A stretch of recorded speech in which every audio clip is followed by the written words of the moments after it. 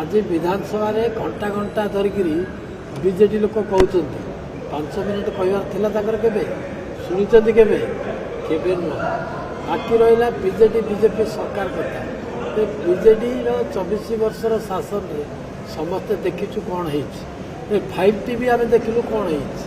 केते कोटी सहस्र कोटी केते हजार कोटी एमाने लुट करिकिरी ओडिशाटा को नहीं गले से कथा मध्य लोके देखिले आउ एमाने कौन कहबे मोहन चरण माझी वर्षे भितर जहाँ करिसंती 24 वर्ष तो छाड़